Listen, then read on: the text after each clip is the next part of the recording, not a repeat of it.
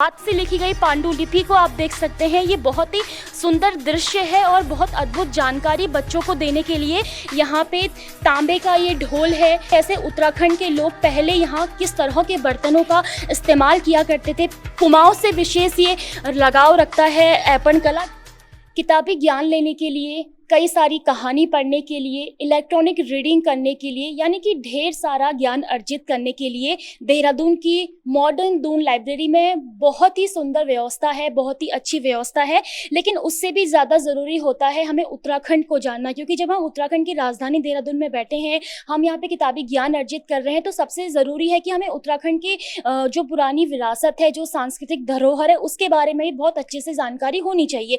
ऐसे में इस लाइब्रेरी में बहुत ही सुंदर और अद्भुत व्यवस्था यहाँ पे कर रखी है। एक म्यूजियम यहाँ पे शानदार है, जिस म्यूजियम में हम खड़े हैं मैं आपको दिखाना चाहूंगी कि उत्तराखंड की वो सारी धरोहर, वो सारी विरासत यहाँ पे संजो के रखी हुई है, यहाँ आने वाले बच्चों को बताने के लिए। इसके अलावा बाहरी कोई भी व्यक्ति यदि यहाँ आता है तो उसे वो सारी जानकारी मिलेगी। जैसे कि आप देख सकते हैं यहाँ पे तांबे का ये ढोल है, इसके साथ ही यहाँ पे पीतल का ढोल है।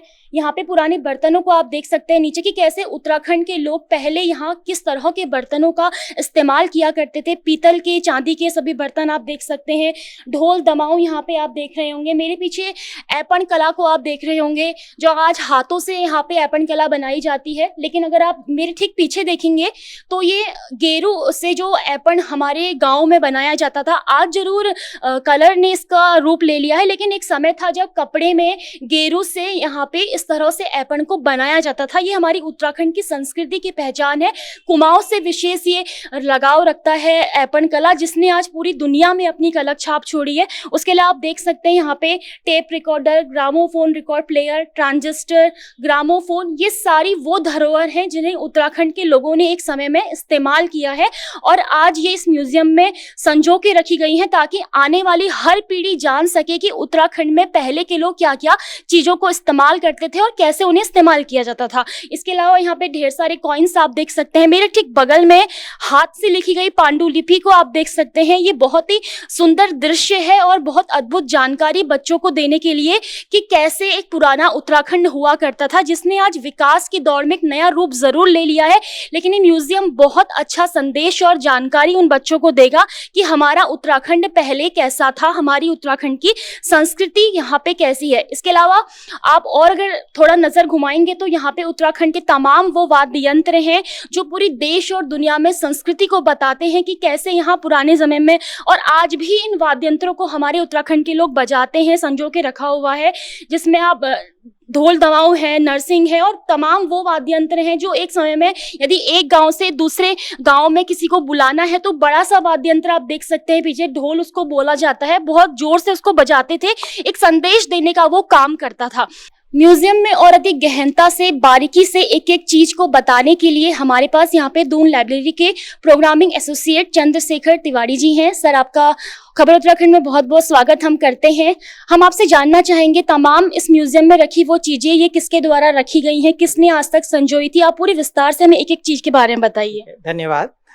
दरअसल अगर बात शुरू की जाए तो जो ये दून पुस्तकालय एवं शोध केंद्र में जो आप ये संग्रहालय देख रहे हैं, इसका जो पूरा इस सामग्री को देने का श्रेय है जो उत्तराखंड के एक संस्कृतिविद हैं श्री जुगल किशोर पेटशाली जी। तो आपका म्यूजियम था यहाँ अल्मोड़ा के निकट चितई गांव में, तो 2003 से लगातार वो वहाँ म्यूजियम स्थापित था और उसका वो अपना व्यक्तिगत रूप से उसको वो संचालित कर रहे थे। बाद में कुछ अपने उनकी जो स्वास्थ्य की दिक्कत थी और उसको जो संचालन करने में कई परेशानियाँ थी, तो उन्होंने एक प्रस्ताव यहाँ दून लाइब्रेरी एवं शोध केंद्र के सम्मुख रखा कि ये जो ये मेरी सामग्री है तो यहाँ रखी जाए। तब तक हमारे पास अपना भवन नहीं था। 2023 में जब हमारे पास ये भवन, ये नया भवन बन के तैयार हो गया था, तो फिर हमारे पास जगह थी, तो फिर जो यहाँ की जो गवर्निंग बॉडी थी, तो उसमें ये इसकी स्वीकृति मिल गई थी और इसको यहाँ पर ये म्यूजियम को यहाँ पर स्थापित किया गया। अब बात आती है कि जैसा आपने कहा कि इसमें कौन कौन सी सामग्री यहाँ पर है, तो यहाँ पर जो मुख्य रूप से जो ये यहाँ पर जो सामग्री है वो यहाँ पर मुख्यतः जो हमारे उत्तराखंड के जो पारंपरिक वाद्य यंत्र हैं, जैसे एक यहाँ पर अभी आपने बात भी की बड़ा सा नगाड़ा, जो धतिया नगाड़ा, और कई किस्म के ढोल, नगाड़े, दमामा और डौर, और इसके अलावा हुड़का, और इसके अलावा जो पुराने समय में जो युद्ध के समय जो वाद्य यंत्र प्रयोग किए जाते थे, जैसे रणसिंह है, तुरई है, भौंकर है, और एक नागफणी जो एक बिल्कुल दुर्लभ एक वाद्य यंत्र है, अब बहुत कम दिखाई देता है, वो भी यहाँ पर रखा है। इसके अलावा जो हमारे लोकगीतों में और यहाँ लोक गायन में भी जिन वाद्य यंत्रों को प्रयोग में लाया जाता है, जैसे बांसुरी है और जौया मुरली है और बीणाई है, और इसके अलावा जो कुछ बाहर से भी आए वाद्य यंत्र हैं, जैसे गोपीचंद का एक तारा है, तो वो भी यहाँ पर हमारे इस संग्रहालय में यहाँ पर संग्रहित किया गया है। इसके अलावा इसमें आपने यहाँ पर अभी देखा होगा बहुत सारे जो पुराने जो बर्तन हैं, पीतल के, कांसे के और ये इसके तांबे के, जो हमारे यहाँ के जो परंपरागत रूप से जो यहाँ के लोग उसको इस्तेमाल करते थे, तो वो भी यहाँ पर रखे गए हैं। और साथ ही यहाँ पर ये जो हमारे कुछ जो पुराने जो ग्रामोफोन और रिकॉर्ड प्लेयर हैं, तो उनको यहाँ पर भी वो रखा गया है। ये सब जुगल किशोर पेटशाली जी ने अपने अथक परिश्रम से संग्रहित करके तो अपने म्यूजियम में रखा था, तो आज यहाँ पर ये इसकी शोभा बढ़ा रही हैं। और इसके अलावा हमारे म्यूजियम में यहाँ पर पुराने जो कास्ट के बर्तन हैं, जो ज़्यादातर हमारे परंपरागत रूप से दूध रखने और दही रखने और ये जो घी रखने के भी जो काम आते थे, तो वो भी यहाँ पर रखे गए हैं। और इसके अलावा यहाँ पर दो चीज़ें और महत्वपूर्ण हैं इसी संग्रहालय में। वह सबसे महत्वपूर्ण जो पहला है, वो जो यहाँ के उत्तराखंड के पूर्व मुख्य सचिव श्री सुरजीत किशोर दास जी, तो उन्होंने अपने निजी संग्रह में जो पुराने कई बहुमूल्य सिक्के हैं, मुगल कालीन हैं, उसके बाद के भी सिक्के हैं, तो उनका भी यहाँ पर संग्रह किया गया है। तो उन्होंने भी इस दून पुस्तकालय को उन्होंने सप्रेम भेंट किया है।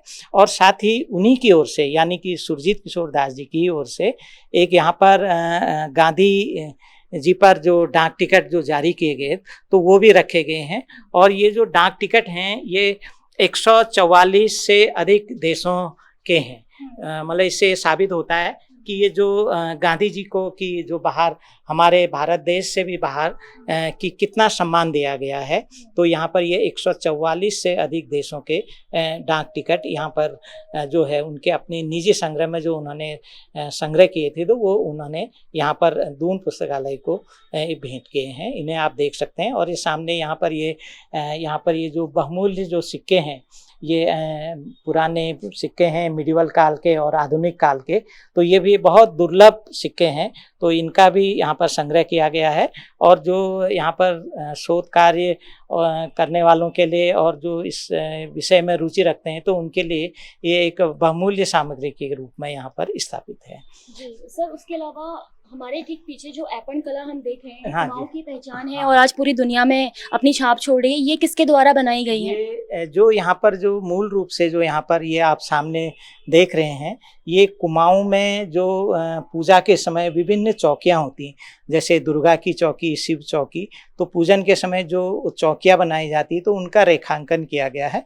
ये रेखांकन दरअसल डॉक्टर यशोधर मटवाल द्वारा किया गया है, ये प्रिंटिंग रूप में। तो ये यहाँ पर इनको फ्रेम करके रखा गया है, यहाँ पर प्रदर्शित है। और जो यहाँ पर आप ये सामने ये देख रही हैं, तो ये यहाँ पर जो ये पेंटिंग है, ये ओरिजिनल, जैसे हमारे गांव में जो गेरू और बिस्वार से जो बनाया जाता है, ये ओरिजिनल रूप से। आज तो अब ये परंपरा लगभग ख़त्म हो गई है, अब लोग ये जो अपने रासायनिक रंगों के द्वारा बनाते हैं, लेकिन जो मूल जो है तो ये यहाँ पर दिखाया गया है, तो ये आप यहाँ पर देख रहे हैं। और एक जो सबसे जो महत्वपूर्ण सामग्री जो और जिसकी बात मैं करना भूल गया था, ये यहाँ पर हमारे कुछ पुराने प्रकाशन हैं, जो कुछ पुराने अखबार हैं और पुराने समय में जो प्रकाशित पुस्तकें हैं तो उनको भी यहाँ पर संग्रहित किया गया है। और इसी के आगे जब आप सबसे किनारे उधर देखेंगे तो यहाँ पर कुछ पांडुलिपियाँ भी हैं, और ये पांडुलिपियाँ जो हैं ये मूल रूप से संस्कृत में लिखी गई हैं। और अभी इन पर अभी जो इनका जो विवरण का काम अभी हमने करना है, लेकिन मुख्य रूप से अभी जो यहाँ पर हैं 3 तरह के ये पांडुलिपियाँ हैं जो संस्कृत में लिखी हैं, जो हैं ज्योतिष के संबंध में है, और दूसरा पूजा पाठ या कर्मकांड में है, और तीसरा है आयुर्वेद से संबंधित। अभी इनका क्योंकि इनके जरा जो विशेषज्ञ हैं अभी उनको जब वहाँ कभी यहाँ आ जाएंगे तो फिर अभी इनका इसमें विस्तृत विवरण इसमें हम देने का प्रयास करेंगे। और फिलहाल अभी हमने इनको यहाँ पर संरक्षित किया हुआ है। ये यहाँ पर ये हैं, इसको रणसिंह कहा जाता है। ये तो यहाँ पर एक आज भी शादी ब्याह में और जो ऐसे पर्व होते हैं तो उनमें प्रयोग किया जाता है। और यहीं पर ही एक जो ये आप देख रहे हैं ये मशक बीन है, तो हालांकि ये तो बाहर विदेश से आया हुआ है, लेकिन इसको भी हमारे जो पहाड़ की संस्कृति ने अपने लोकगीतों में अपने गायन में इसको इस्तेमाल किया है। और ये यहाँ पर ये भौंकर है और ये तुतरी है। और यहाँ पर एक आप देख रहे होंगे जो नाक के आकार की, जो सांप के आकार की दिख रहे हैं, तो ये नागफणी, ये कुमाऊं में विशेषकर इसका प्रचलन दिखता है। अब ये भी एक प्रकार से लुप्त प्राय है, बहुत कम इसका उपयोग दिखाई देने लगा है। और यहाँ पर भी आप देखेंगे, यहाँ पर ये मुरली है, अलगोजा है, यहाँ पर ये 2 मुरलियाँ एक साथ हैं। तो ये इनको भी ये हमारे जो पुराने गायक थे या जो चरवाहे जो जंगल में जाते थे अपने मनोरंजन के लिए यहाँ पर इनको बजाते थे। और इसके साथ ही यहाँ पर एक छोटा सा वाद्य यंत्र आप ये बॉक्स में देख रहे हैं, बिनाई, तो ये भी अब एक प्रकार से लुप्त प्राय श्रेणी में आता है।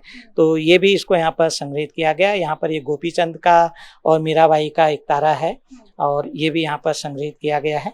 और यहाँ पर आप ये सामने देख रहे हैं, ये जो हमारे पुराने कुमाऊं में जो घरों में क्या कहते हैं आपके जो धिनाली जिसको कहते हैं, मतलब दही दूध और घी रखने के काम में जो बर्तन प्रयोग हो जाते हैं वो सामने रख रहे हैं। तो ये डकौ है, इसमें यहाँ पर दही मथा जाता है इसमें। और इसके अलावा ये जो चौथाई है, यानी कि मतलब जैसे इसका 25 हिस्सा, जैसे कोई बड़ा हिस्सा आता है 100 किलो है तो इसमें 25 किलो या जैसे उसी हिस्सा के अनुपात में यहाँ पर इसमें रखा जा रहा है। यहाँ पर ये कुहेड़ी है, ये नमक वगैरह रखने के काम आता है। ऐसी हड़पी है, ये घी रखने के काम आता है। और ये ठेकी जो रख रहे हैं ये दही वगैरह रखने के काम आ जाता है। और ये जो पाथा और माणा आप देख रही हैं, जो हमारे पहले यहाँ के समाज में जो अनाज मापने का जो काम आता था, तो ये माणा और पाथा से इनको अनाज को नापा जाता था। और ये जो नीचे आप ये इसमें देख रहे हैं, ये पुराने समय के जो हमारे यहाँ के समाज अपने ये हुक्का चिलम देखते थे, ये धूम्रपान करने के ये इस तरह के ये यहाँ पर हैं। और ये साथ ही यहाँ पर आप देख रहे हैं पुरानी जो लालटेन हैं और ये लम्फू हैं, तो ये भी पुराने समय में, अब तो ये हर गांव में बिजली आ गई है लेकिन इनका उपयोग नहीं होता, लेकिन पुराने समय में लोग किस तरह से प्रकाश व्यवस्था के लिए इनका उपयोग करते थे, तो इसको देख के यहाँ पर अनुमान लगाया जा सकता है। और इसके साथ ही आप यहाँ पर सामने ये जो चित्र देख रहे हैं, ये भी जुगल किशोर पेटशाली जी ने इस दून पुस्तकालय में शोध के इनको दिए हैं। ये अल्मोड़ा के एक मशहूर चित्रकार थे, ये मोहम्मद सलीम, तो ये उनके द्वारा बनाए गए हैं और ये वाटर कलर से बनाए गए हैं। और एक जो सबसे महत्वपूर्ण है कि जिसका कुमाऊं से और खासकर अल्मोड़ा से नाम जुड़ा है, ये है नृत्य सम्राट पंडित उदय शंकर। तो इनका वहाँ पर उस समय एक सांस्कृतिक केंद्र हुआ करता था अल्मोड़ा में। तो ये लगभग 40 के दशक में जब इन्होंने अल्मोड़ा में एक कल्चरल सेंटर की स्थापना की थी, तब उस समय यहाँ कुमाऊं के अलावा बाहर से भी जो प्रसिद्ध नृत्यांगनाएं भी या कोई और कलाकार भी ये इनके संरक्षण में यहाँ पर ये नृत्य की विधा को सीखते थे। और सामने उधर जो फोटो में आप देख रहे हैं ये जोहरा सहगल हैं, तब ये इन्होंने भी उनसे उदय शंकर के साथ वहाँ पर शिक्षा ग्रहण की थी। आज इन्हीं के नाम पर अल्मोड़ा में एक पंडित उदय शंकर के नाम पर एक जो ऑडिटोरियम भी वहाँ पर बना है। तो ये है। और ये साथ ही यहाँ पर आप ये कुछ पुस्तकें देख रहे हैं, ये भी जुगल किशोर पेटशाली जी एक लेखक के रूप में भी जाने जाते हैं, तो इन्होंने यहाँ पर इन पुस्तकों को ये लिखा है, वो किया है। और एक यहाँ पर ये डॉक्टर प्रहलाद सिंह रावत के उनके सौजन्य से इधर ये पुरोला घाटी में कुछ मृद भांड मिले थे जो उधर खुदाई में, तो ये भी 10,000 से लगभग 12,000 साल पुराने हैं। तो वहाँ पर की तब तत्कालीन सभ्यता कैसी थी, तो ये जो यहाँ पर मृद भांड जो यहाँ पर मिले हैं, तो ये पुरातत्वविद और इतिहासकार लोगों के लिए भी एक यहाँ पर ये एक जानकारी के लिए यहाँ पर ये स्थापित किया गया है। जी बिल्कुल। उसके अलावा हम कुछ कैसेट्स भी देख रहे हैं जिनका एक गहरा नाता है उत्तराखंड वालों से, आज जरूर चलन बंद हो गया है। हाँ, ये जो कैसेट में है तो उस समय के जो कई जो गीत जो रहे, क्योंकि उस समय आज की तरह ऐसे सीडी या ये पेन ड्राइव में तो ये नहीं रख सकते थे, तो उसमें जो ये कैसेट के माध्यम से उस समय ये घर घरों में तो इसको सुनने का रिवाज था। तो इसमें कई उस समय के पुराने गीत, कई गायकों के इसमें गीत इसमें सुरक्षित रखे गए हैं। और इसके साथ ही उधर आप कुछ देख रहे होंगे, कुछ पुराने जो इस समय के जो माप करने के लिए जो तराजू वगैरह जो थे, तो उनका भी यहाँ पर संग्रह किया गया है। कुछ और इस तरह के जैसे बौद्ध का जो यहाँ पर मणि चक्र है, तो वो भी यहाँ पर रखा गया है।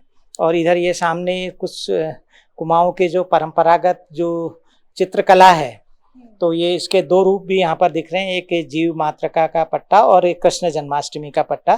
तो ये विशेषकर कुमाऊं अंचल में तो यहाँ पर इसका बड़ा चलन था। तो कृष्ण जन्माष्टमी और ये जो और पूजा के समय तो ये इनको लगाया जाता था। तो ये भी एक धरोहर के रूप में यहाँ पर ये रखे गए हैं। तो यहाँ पे एक तो लाइब्रेरी के बच्चे हैं जो कभी भी आकर देख सकते हैं।